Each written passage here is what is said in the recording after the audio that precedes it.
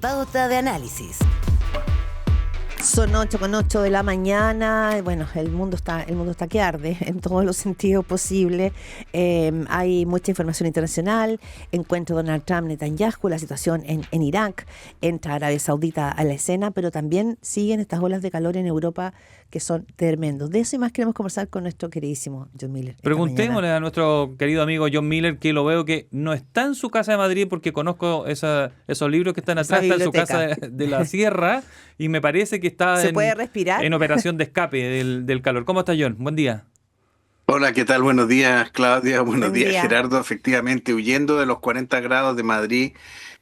La verdad es que ayer ya la ola de calor que se anunció que iba a venir después de una tregua de 2 o 3 días en los que las temperaturas volvieron a la normalidad, y eso ha permitido controlar en parte el gran incendio forestal que había al suroeste de Madrid, que afectaba a 3 provincias, a Toledo, Ávila y Madrid.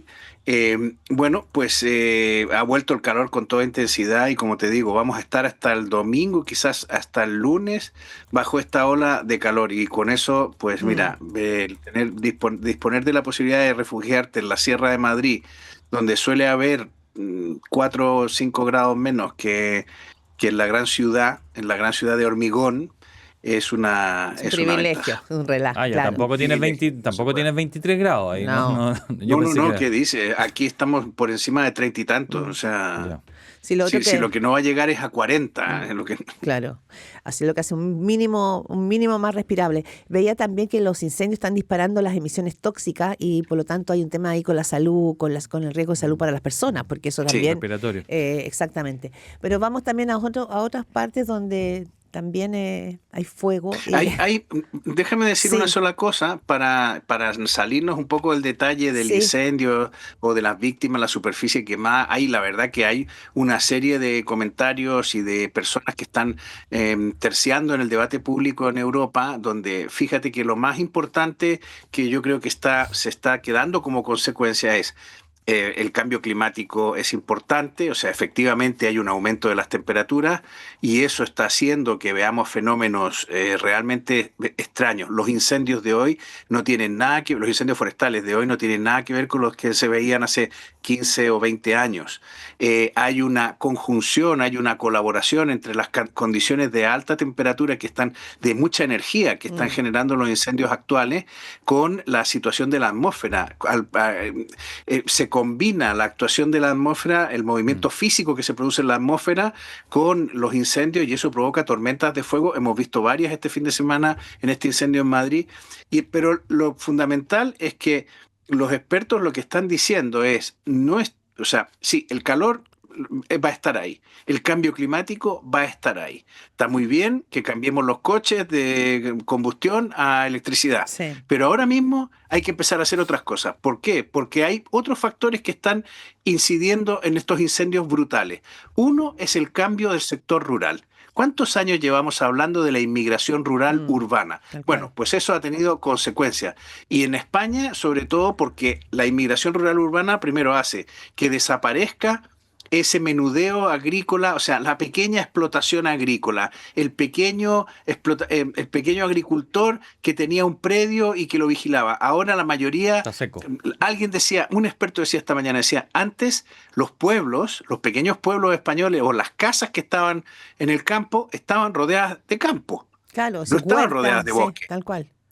Claro, estaban rodeadas de campo, sus huertas, en la zona que se explotaba el trigo, las plantaciones, etcétera. Hoy eso no existe porque están concentrados en grandes productores que tienen sus territorios donde obtienen grandes rentabilidades, pero lo que no hay es una presencia granular del ser humano en la zona. ¿Qué es lo que viene a la zona rural?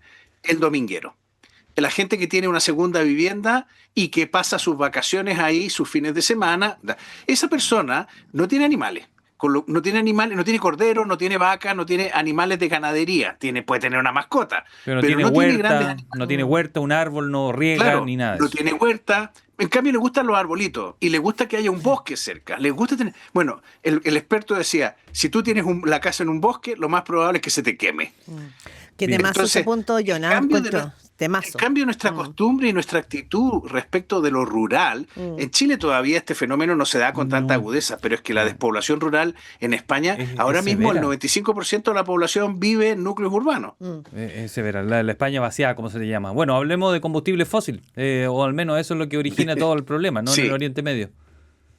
Efectivamente. Y bueno, esta mañana hemos tenido, o sea, el petróleo se ha vuelto a disparar. La semana pasada hubo una tensión cuando la gente se dio cuenta de que Donald Trump era incapaz de mantener abierto el estrecho de Hormuz por mucho que lo deseara. Hubo una gran tensión en el mercado petrolero. El petróleo volvió a subir por encima de los $100, pero en el fin de semana y el lunes se desplomó de nuevo. Y el lunes yo miré los precios y ya estábamos de nuevo en $80, $90, bajando. Pero ayer volvió a subir el petróleo. ¿Por qué? Porque Estados Unidos ha decidido, entre otras cosas, hay que desmentir que Trump no sea capaz de imponer la apertura del estrecho de Hormuz. ¿Cómo lo hacemos? A bombazos.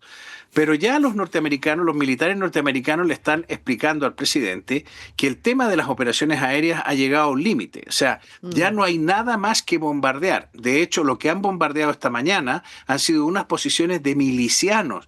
Ya no hablamos de posiciones de las Fuerzas Armadas iraníes. Son milicias que son milicias reclutadas por el régimen de los ayatolás que funcionan, pero que no tienen la misma calidad ni la misma cualidad profesional que tienen un ejército regular. Bueno, han muerto 18 de estos milicianos, alcanzada una de sus posiciones. Probablemente estos milicianos sean personas que al no ser militares profesionales tengan una aversión al riesgo menor y estén dispuestos a emprender operaciones suicidas o operaciones muy arriesgadas contra la flota norteamericana si ésta se presentara en el estrecho de Hormuz. Ellos han sido el blanco principal, pero la Guardia Revolucionaria ha contestado. Por ejemplo, Jordania ha tenido que interceptar 5 cohetes sobre su territorio. Ahora mismo están en alerta todos los aeropuertos de la zona del Golfo porque no se sabe si Irán va a continuar lanzando misiles y cohetes contra instalaciones norteamericanas. No nos olvidemos que Irán está atacando selectivamente instalaciones norteamericanas situadas en estos Emiratos. Y algunos ya han empezado a pedirle a Estados Unidos, oiga, llévese su base más allá. Por eso ha sido alcanzada Jordania, que es un aliado permanente donde Estados Unidos tiene bases importantes. Veía, bueno, eso por una parte, pero estaba mirando recién que China ahora dice que va a asistir a Irán con 400 lanzadores de misiles antiaéreos portátiles. Entonces, o sea, digo, aquí esto se está moviendo de una manera un poquito peligrosa, John. Si ya China, ¿no es cierto?, empieza a apoyar a Irán, si Estados Unidos empieza a tironear a Arabia Saudita, y yo creo que pongamos también esto como telón de fondo, el encuentro de Netanyahu con Donald Trump, en la cual el primer ministro israelí dijo que nunca habían tenido una mejor reunión con Donald Trump que la que tuvieron ahora en la Casa Blanca. Son todas señales que se tienen que hilvanar. Bueno, primero la expresión del ministro, evidentemente hiperbólica, indica que las cosas no fueron tan así. Dime de lo que presumes y te diré de lo que carece. Sí. Y en este caso, o sea, si va presumiendo de que la entrevista ha sido la mejor, probablemente Israel ha tenido que tragar con algo que no le ha gustado tanto o que es un punto difícil para ellos. Esta es una costumbre, una tradición entre los israelíes, salir diciendo cosas muy distintas como para que los análisis todos queden desenfocados.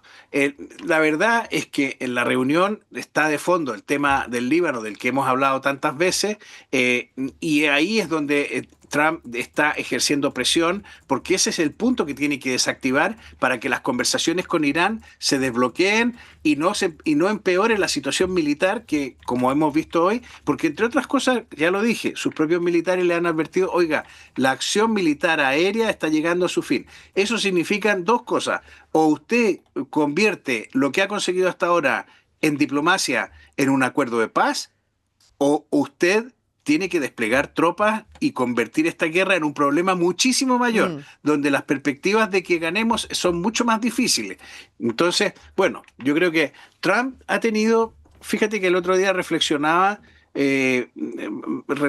sobre una entrevista o una charla que tuvo Axel Kaiser aquí en España, donde decía que había analistas que habían dicho que Trump era como Hitler. Y yo recordé unas palabras mías en las que en alguna de estas ocasiones en que Trump había decidido, tenía bajo control el Congreso, tenía bajo su control y estaba agrediendo a la Corte Suprema, que era el único poder independiente que iba quedando, yo mencioné y dije que tenía algunas conductas que parecían hitlerianas. Es excesiva la comparación, pero fíjate que los que no conocemos a Trump o los que no conocemos o no vivimos en Estados Unidos, efectivamente podíamos pensar que en algún momento determinado la democracia americana estaba en duda. Y gente como Richard Hazard, que yo entrevisté en Chile, llegó a decir que él tenía serias dudas de que las elecciones de midterm se desarrollen con normalidad. Sí. Y ese riesgo que plantea Donald Trump está ahí presente. Ahora ha bajado un poco el pistón porque él tiene graves problemas. Tiene graves problemas con Vladimir Putin. Ayer también estuvo reunido con Volodymyr Zelensky. Sí. Tiene graves problemas con Netanyahu y con Irán. Y ha ido probando que tiene límites, que aunque sea el presidente de la primera potencia del mundo y pueda hacer lo que quiera y tenga mayoría en las cámaras, no puede hacer lo que quiera en el mundo. Irán, que era un underdog, le ha prácticamente torcido la mano en este tema. Y entonces realmente él, la única victoria que está exhibiendo es Venezuela y es la posibilidad de que haga algo en Cuba. Países que están esperando a que vengan las elecciones de noviembre para ver si se liberan de sus intenciones. Claro, de todos modos, si ese es el objetivo para Estados Unidos, mostrar a Venezuela y Cuba son objetivos importantes, pero menores en relación a la guerra que ha abierto en Medio Oriente, en términos, digamos, del costo que es para el planeta esta guerra. Y lo segundo que me llama la atención, John, en este encuentro veíamos, lo había dicho creo que en abril o mayo, Donald Trump decía que Netanyahu era un tipo difícil. Ahí fueron como evidentes los roces. Israel no quiere que Estados Unidos deje la guerra en Irán, sigue hablando de guerras nucleares, pero mientras tanto Israel avanza, ¿no es cierto?, con Líbano y Jordania, lo que estamos viendo. ¿Quiere decir que en el encuentro de ayer Estados Unidos refuerza la petición de Israel de mantenerse en Irán o Donald Trump ya no puede retroceder, ya no puede salir? ¿Cómo sigue manejándose en esta situación en Oriente Medio? Porque la pregunta y los análisis en el Guardian, que tú me dejaste esa adicción, es que Donald Trump está como sin capacidad de dar marcha atrás.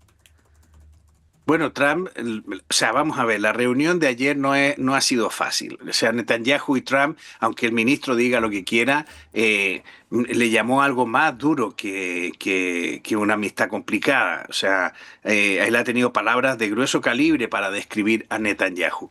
Y la reunión ayer se desarrolló en un ambiente de mucha frialdad y sin comparecer ante la prensa. No te olvides que en otras ocasiones Trump se esforzaba porque no solo le pasó el teléfono una vez a Bibi para que llamara a pedir perdón a los Emiratos Árabes por haber bombardeado la reunión de negociación, sino que en una ocasión lo llevó a una reunión con los periodistas donde le dijo, ¿no quieres contestar algunas preguntas? Y él siempre expone a sus invitados a eso. Bueno, pues ayer consiguieron los israelíes que no ocurriera y no hubo comparecencia ante la prensa.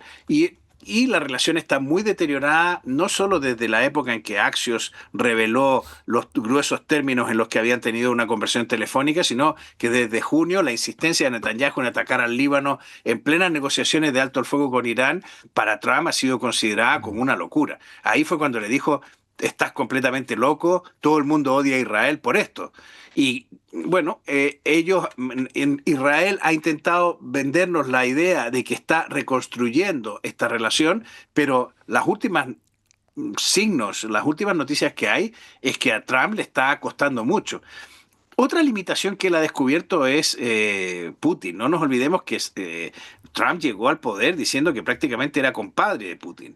Bueno, ahora la cosa se ha complicado y fíjate que ayer hubo una acción militar en el Mar Caspio donde se juntaron las dos guerras. Por un lado, Irán intentando colar una serie de misiles y drones para Rusia. La nave fue interceptada por los ucranianos. O sea, de pronto todas las guerras convergen y amenazan con convertirse en un conflicto generalizado, ¿no? O sea, ahora Ucrania, que durante mucho tiempo ha estado ayudando a los países del Golfo Pérsico para ver cómo generar una estrategia antidrones y antimisiles balísticos, usando la experiencia que han tenido con Rusia para proteger a los estados del Golfo de Irán, bueno, pues ahora también se ve afectada en su propio conflicto porque Irán insiste en ayudar a Moscú. Y fíjate que ahí puede tener, ¿qué va a pasar con la ayuda prometida por China, los antiaéreos prometidos Sí. por China? Pues capaz que muchos acaben en manos de Vladimir Putin. John, en esta parte del mundo, la embarcación de la gobernanza, podríamos decir, ¿no? Se empezó a ir a estribor hace bastante tiempo. Ayer tú nos decías, Sí. en Perú se estaba yendo a la derecha y hay más que sumar. ¿Cuál es el paneo que haces de lo que está ocurriendo en esta parte de la región, pero que hay una excepción que no es propiamente de la región, pero que va al otro lado, que es una dictadura de izquierda que está un poco más arriba en Centroamérica? Sí, a ver, ayer tomó posesión Keiko Fujimori. Bueno, yo creo que su discurso respondió a uno de los elementos que la llevaron en anda. Es verdad que ganó por muy poco margen, pero su candidatura básicamente se sostuvo. Oye, como ha pasado en muchas otras elecciones, como ha pasado con De la Espriella, como ha pasado con José Antonio Kast, en el tema de la seguridad. La seguridad es su doble vertiente, la seguridad casi desde la perspectiva militar, que significan pues las bandas criminales, el narcotráfico, en el caso de Perú la minería ilegal, que podríamos decir que tiene su espejo en otros países, pero y luego la Mm. seguridad ciudadana, que es la pequeña delincuencia, el portonazo, el asalto en la carretera, etcétera. Todo eso forma parte, claro, de una demanda de seguridad por parte de la población de Iberoamérica que considera que eso está dañando su prosperidad, el orden, la seguridad en la que viven, etcétera. Bueno, ella insistió en este punto, defendió la presencia del ejército en determinadas zonas, ha dicho que el ejército va a ir y va a recuperar ese terreno para los ciudadanos, insistió en que orden y reconciliación son conceptos que pueden coexistir.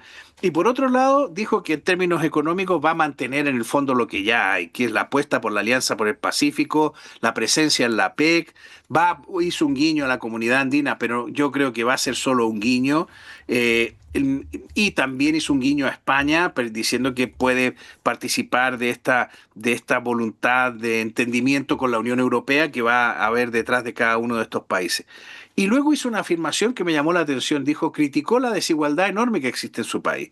Y dijo que en parte se debía a la situación catastrófica del Estado. O sea, como viniendo a decir, no podemos redistribuir mejor porque la Mm. situación del Estado es catastrófica. Y es catastrófica, entre otras cosas, porque la corrupción, por un lado, pero las malas políticas han vaciado las arcas públicas y han dejado el país en una situación de emergencia importante. En esto se parece mucho al aterrizaje del gobierno de Kast en Chile con la teoría de la emergencia Gobierno de nacional emergencia. eso, es del Mm. gobierno de emergencia.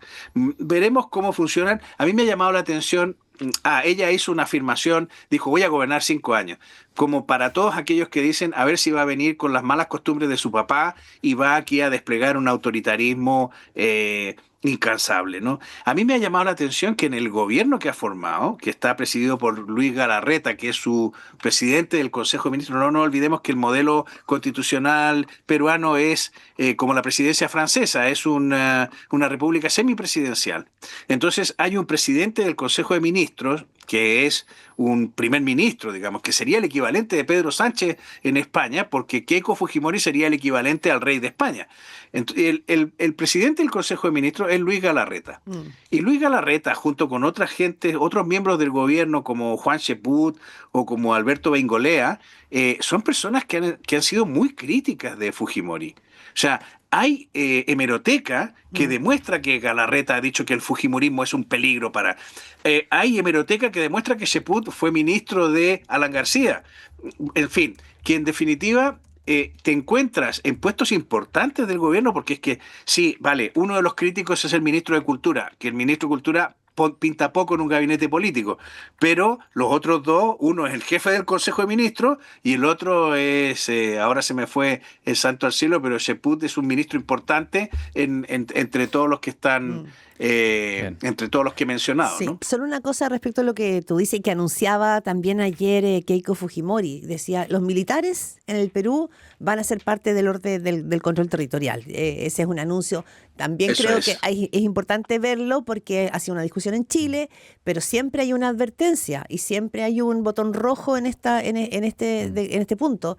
Y es lo que pasó en México cuando desplegaste militares a combatir el narco, y de ahí viene el movimiento como los Zetas. Esto no lo digo yo, muchas veces gente que conoce, como Francisco Cox, abogado, conoce la zona, dice, bueno, el contacto que tú empiezas a generar entre el crimen organizado con el mundo militar puede significar una cooptación. En el caso de los Zetas, terminaron ellos tomando el control y siendo ellos los jefes del cartel de la droga.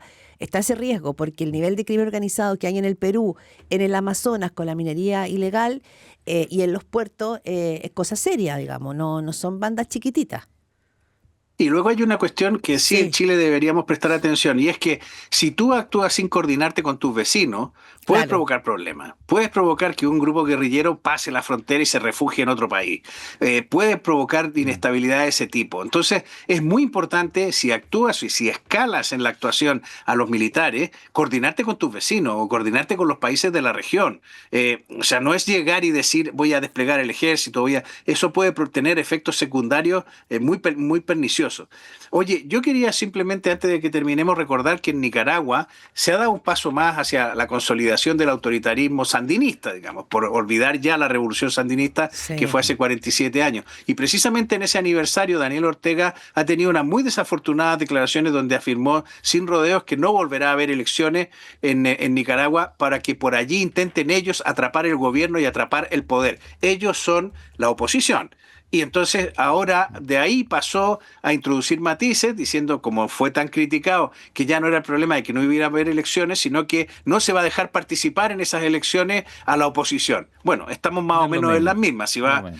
Bueno, es hacer las elecciones que hacía Nicolás Maduro en Venezuela, ¿no? Donde solo podían participar los partidos filiales del madurismo, ¿no? John, te damos las gracias y igual luego seguiremos hablando de todo lo que pasa con las derechas tan distintas que hay en esta parte del mundo. El 7 de agosto asume de las Priela en Colombia. Que esté muy bien. Un abrazo, cuídense mucho. Un abrazo, John, muchas gracias.